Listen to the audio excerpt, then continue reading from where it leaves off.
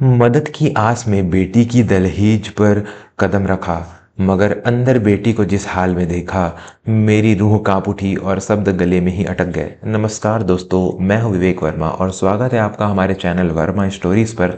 आज की कहानी उन अनकहे जज्बातों की है, जहां एक पिता अपनी मजबूरियों की पोटली लेकर उस जगह पहुंचता है जहां उसे लगता है कि उसकी हर समस्या का समाधान हो जाएगा। लेकिन कभी कभी जो दिखता है वो सच नहीं होता, और जो सच होता है वो इतना कड़वा होता है कि इंसान उससे निगल नहीं पाता। दीनानाथ जी आज सुबह से ही बहुत बेचैन थे। बार बार अपनी जेब टटोल रहे थे, जिसमें एक मुड़ा तुड़ा रुमाल और बस किराए के कुछ पैसे रखे थे। उनकी पत्नी सावित्री चारपाई पर लेटी हुई थी। पिछले 6 महीनों से वह बीमार थी और अब डॉक्टर ने ऑपरेशन के लिए साफ कह दिया था। 50,000 रुपयों की जरूरत थी। दीनानाथ जी ने अपनी पूरी जिंदगी एक छोटी सी किराने की दुकान में गुजार दी थी, लेकिन महंगाई और समय की मार ने उनकी जमा पूंजी खत्म कर दी थी। गांव में जिससे भी उम्मीद थी, सब ने हाथ खड़े कर दिए थे। अब बस एक ही किरण बची थी, उनकी बेटी सुधा। सुधा की शादी 3 साल पहले शहर के एक अच्छे खासे व्यापारी परिवार में हुई थी। दामाद जी राकेश का कपड़ों का बड़ा शोरूम था। शादी में दीनानाथ जी ने अपनी हैसियत से बढ़कर दान दहेज दिया था। उन्हें लगता था कि उनकी बेटी राज कर रही है। आज तक उन्होंने कभी बेटी के घर से एक पैसा नहीं लिया था, यहाँ तक कि कभी पानी भी नहीं पिया था, क्योंकि हमारे समाज में बेटी के घर का पानी पीना भी पाप माना जाता है। लेकिन आज आज मजबूरी ने उन उसूलों का गला घोट दिया था। सुनो, सावित्री ने कमजोर आवाज में कहा, तुम सुधा के पास जा रहे तो रहे हो, लेकिन देखना, अगर उसे कोई परेशानी हो तो कुछ मत मांगना, दामाद जी को बुरा ना लगे। दीनानाथ जी ने एक गहरी सांस ली। जानता हूँ सावित्री, पर और कोई रास्ता भी तो नहीं है। राकेश बेटा बहुत अच्छे हैं, वो मना नहीं करेंगे। और फिर उधार ही तो मांग रहा हूँ, खेत की फसल बिकते ही लौटा दूंगा। भारी मन से दीनानाथ जी बस में बैठे। पूरे रास्ते वो यही सोचते रहे कि कैसे कहेंगे। एक पिता के लिए बेटी के सामने हाथ फैलाने से बड़ी शर्मिंदगी और कुछ नहीं हो सकती, लेकिन पत्नी की जान बचाने के लिए उन्हें यह जहर का घूंट पीना ही था। शहर पहुंचते पहुंचते दोपहर हो गई। सुधा का घर शहर की एक पॉश कॉलोनी में था। ऊंची इमारतें, साफ सड़कें। दीनानाथ जी का मन थोड़ा हल्का हुआ। सुधा तो रानी की तरह रहती है, 50,000 उसके लिए क्या बड़ी बात होगी, उन्होंने मन ही मन सोचा। लिफ्ट से तीसरी मंजिल पर पहुंचकर उन्होंने घंटी बजाई। दिल जोर जोर से धड़क रहा था। दरवाजा खुला, सामने सुधा खड़ी थी। बाबूजी, आप। अचानक सुधा के चेहरे पर खुशी तो आई, लेकिन उस खुशी के पीछे एक घबराहट साफ दिखाई दे रही थी। उसने जल्दी से अपने पल्लू से चेहरा पोंछा और दीनानाथ जी के पैर छुए। बस बेटा, तेरी माँ की याद आ रही थी और शहर में कुछ काम था तो सोचा मिलता चलूं। दीनानाथ जी ने झूठ बोला, वो अभी असली बात जुबां पर नहीं ला पाए। अंदर घुसते ही दीनानाथ जी को कुछ अजीब लगा। वो पहले भी 2-3 बार यहाँ आ चुके थे। तब घर सामान से भरा रहता था, महंगे सोफे, बड़ी टीवी, सजावट की चीजें। लेकिन आज ड्राइंग रूम बिल्कुल खाली सा लग रहा था। सोफे की जगह प्लास्टिक की 2 कुर्सियां रखी थी। दीवार पर बड़ी टीवी टंगी थी। वहां अब एक खाली चौकोर निशान बचा था। ये सब क्या है सुधा? सोफा, टीवी, सब कहाँ गया? पेंटिंग वगैरह हो रही है क्या? दीनानाथ जी ने हैरान होकर पूछा। सुधा हड़बड़ा गई। हाँ हाँ बाबूजी, वो पुराना सोफा खराब हो गया था, दीमक लग गई थी, और राकेश जी नया इंटीरियर करवाने की सोच रहे हैं, इसलिए सब हटा दिया। आप बैठिए ना, मैं पानी लाती हूँ। सुधा रसोई में चली गई। दीनानाथ जी प्लास्टिक की कुर्सी पर बैठ गए। गर्मी बहुत थी। उन्होंने ऊपर देखा तो पंखा भी बहुत धीरे धीरे चल रहा था, और उससे एक अजीब सी घर घर की आवाज आ रही थी। एसी तो बंद ही पड़ा था। कुछ देर बाद सुधा पानी और बिस्कुट लेकर आई। दीनानाथ जी ने गौर किया, सुधा ने वही साड़ी पहनी थी जो उन्होंने उसे पिछली दिवाली पर दी थी। साड़ी का रंग फीका पड़ चुका था और पल्लू के पास से वो थोड़ी फटी हुई भी थी, जिसे उसने पिन लगाकर छिपाने की कोशिश की थी। सुधा जो हमेशा गहनों से लदी रहती थी, आज उसके गले में मंगलसूत्र के अलावा और कुछ नहीं था। कान और हाथ सूने थे। बेटा, तू इतनी कमजोर क्यों हो गई है? और राकेश कहाँ है? दुकान पर गया है क्या? दीनानाथ जी ने पानी पीते हुए पूछा। सुधा की नजरें झुक गई। हाँ बाबूजी, काम बहुत बढ़ गया है ना आजकल। वो बस आते ही होंगे। आप बताइए, माँ कैसी है? दीनानाथ जी के होंठ कांपने लगे। यही मौका था बात कहने का। बेटा, तेरी माँ की तबीयत बहुत ज़्यादा खराब है। डॉक्टर ने ऑपरेशन बताया है। मैं बहुत मजबूर होकर तेरे पास आया हूँ सुधा। अगर राकेश से कहकर कुछ पैसों का इंतजाम हो जाता तो। सुधा के हाथ से पानी का गिलास लगभग छूटते छूटते बचा। उसका चेहरा सफ़ेद पड़ गया। पैसे? कितने बाबूजी? 50,000 बेटा। सुधा दीनानाथ जी ने सर झुका लिया। सुधा कुछ पल चुप रही। कमरे में सन्नाटा पसर गया। फिर उसने जबरदस्ती मुस्कुराते हुए कहा, बस इतनी सी बात, आप चिंता मत कीजिए बाबूजी। शाम को राकेश जी आएंगे तो मैं उनसे बात करूंगी, वो मना नहीं करेंगे। आप हाथ मुंह धो लीजिए, मैं खाना बनाती हूँ।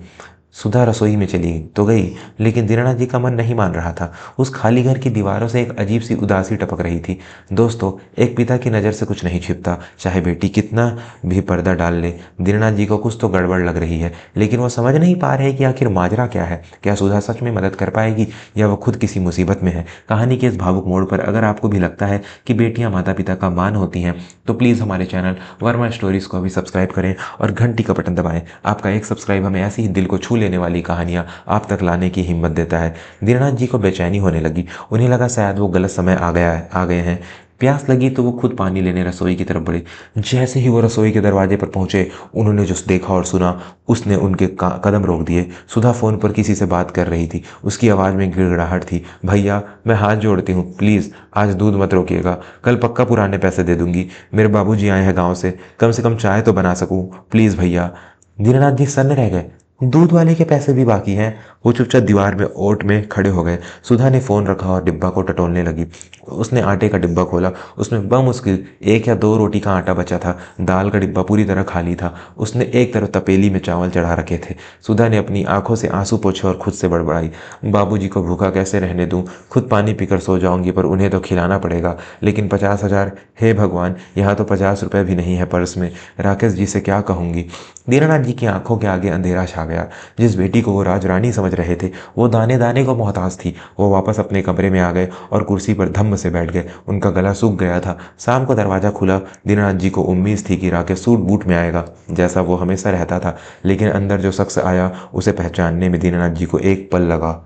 राकेश पसीने से लथपथ था। उसके कपड़े गंदे थे, शर्ट के बटन टूटे हुए थे। उसके हाथ में हेलमेट नहीं बल्कि एक भारी सा बैग था, जिस पर किसी फूड डिलीवरी कंपनी का नाम लिखा था। उसका चेहरा धूप से काला पड़ चुका था। सुधा दौड़कर पानी लेकर गई। राकेश ने पानी पीते हुए कहा, सुधा, आज ज़्यादा ऑर्डर नहीं मिले, बस 300 रुपये ही बन पाए हैं, इसमें से कल का राशन।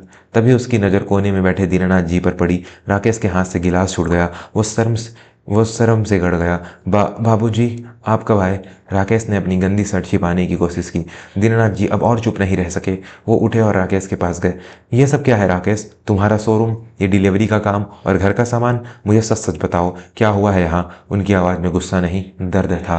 राकेश की आंखों में आंसू आ गए। वो दीनानाथ जी के पैरों में गिर पड़ा। मुझे माफ़ कर दीजिए बाबूजी, मैं आपकी बेटी को वो सुख नहीं दे पाया जिसका मैंने वादा किया था। मेरा पार्टनर, वो सारा पैसा लेकर भाग गया। शोरूम कर्ज में डूब गया। बैंक ने घर दुकान सब सील कर दिया। ये फ्लैट भी अब बैंक का है। बस कुछ दिनों की मोहलत मिली है। सारा सामान बेचकर कर्जा चुकाने की कोशिश की, पर अभी भी बहुत बाकी है। पिछले 6 महीने से मैं दिन में डिलीवरी बॉय का काम करता हूँ और रात को गार्ड की नौकरी। सुधा ने अपने सारे गहने बेच दिए ताकि हम बच सकें। हम आपको इसलिए नहीं बता रहे थे कि आपको दुख होगा। दीनानाथ जी ने देखा कि सुधा दरवाजे पर खड़ी रो रही थी। दीनानाथ जी का कलेजा फट गया। वो तो अपनी पत्नी की बीमारी के लिए मदद मांगने आए थे, लेकिन यहाँ तो उनकी बेटी और दामाद जिंदगी की जंग लड़ रहे थे। उन्हें अपनी सोच पर घिन आने लगी कि वो यहाँ लेने आए थे। सुधा रोते हुए बोली, बाबूजी आप चिंता मत कीजिए, मेरे पास शादी की एक आखिरी अंगूठी बची है, मैंने छिपा कर रखी थी, उसे बेचकर हम माँ का ऑपरेशन। चुप कर पगली, दीनानाथ जी ने जोर से डांटा, लेकिन उनकी आंखों से भी झरझर आंसू बह रहे थे।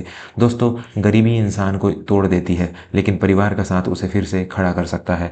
सुधा खुद बर्बाद होकर भी अपने पिता की मदद करना चाहती है। ये है एक बेटी का संस्कार, ये है उसका प्यार। अगर इस सीन ने आपकी आंखों में भी नमी ला दी है, तो इस परिवार के जज्बे के लिए एक लाइक तो बनता है। और हाँ, ऐसी ही सच्ची और भावनात्मक कहानियों के लिए वर्मा स्टोरीज़ को सब्सक्राइब करना ना भूलें। हम आपके लिए वो कहानियाँ लाते हैं जो सीधा दिल में उतर जाती हैं।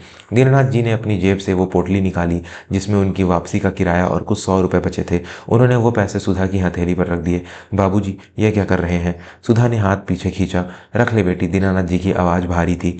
मैं यहाँ अमीर बेटी के घर मदद मांगने आया था, लेकिन अब मुझे अपनी अमीर बेटी मिल गई है, जो खुद भूखी रहकर बाप को खिलाना जानती है। उससे बड़ा धनवान कौन होगा?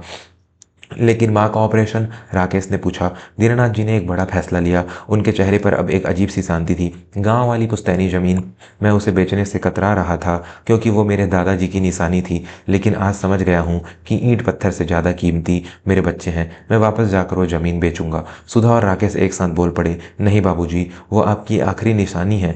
दीनानाथ जी ने दोनों के सिर पर हाथ रखा। निशानी तुम हो बेटा, ज़मीन बिकेगी तो सावित्री का इलाज भी होगा, और राकेश, तुम अपना काम फिर से शुरू करो। करोगे? कर्ज मैं उतारूंगा। जब तक तुम्हारा बाप जिंदा है तुम दोनों को बिखरने नहीं देगा। उस रात उस खाली घर में जहाँ खाने के लिए सिर्फ सूखी रोटियां और पानी वाली दाल थी, वहाँ जो सुकून था वो महलों में भी नहीं मिलता। दीनानाथ जी ने खुद अपने हाथ से उन दोनों को खाना परोसा। अगले दिन दीनानाथ जी गाँव लौटे। उनकी जेब खाली थी लेकिन दिल भरा हुआ था। उन्होंने जमीन बेची, सावित्री का ऑपरेशन भी हुआ और राकेश को छोटा सा व्यापार शुरू करने के लिए पूंजी भी मिल गई। वक्त बदलते देर नहीं लगती। राकेश की मेहनत और दीनानाथ जी के आशीर्वाद ने रंग दिखाया। 2 साल के अंदर राकेश का काम फिर चल पड़ा। अंत में उस दिन अगर दीनानाथ जी अपनी बेटी की नकली अमीरी देखकर वापस चले जाते तो शायद वो परिवार हमेशा के लिए टूट जाता, लेकिन उन्होंने उस पर्दे को हटाया और अपनों को गले लगाया। दोस्तों, ये कहानी हमें सिखाती है कि परिवार में कभी भी दिखावा नहीं होना चाहिए। अगर आप तकलीफ में हैं तो अपने माता पिता से कहिए, वो आपकी दौलत से नहीं आपसे प्यार करते हैं। और माता पिता को भी चाहिए कि वो बच्चों की चमक धमक के पीछे छिपे अंधेरे को समझने की कोशिश करें। सहारा सिर्फ पैसों का नहीं होता, कभी कभी कंधे पर रखा एक हाथ भी इंसान को बड़ी से बड़ी मुसीबत से लड़ने की ताकत दे देता है। उम्मीद है दीनानाथ और सुधा की इस कहानी ने आपके दिल को छुआ होगा। अगर आपको लगा कि परिवार ही सबसे बड़ी दौलत है तो कमेंट में फैमिली फर्स्ट जरूर लिखें। जाने से पहले प्लीज़ वर्मा स्टोरीज को सब्सक्राइब करके हमारा परिवार बड़ा करें। हम वादा करते हैं अगली कहानी इससे भी ज़्यादा बेहतरीन होगी। तब तक के लिए अपनों का ख्याल रखें। धन्यवाद।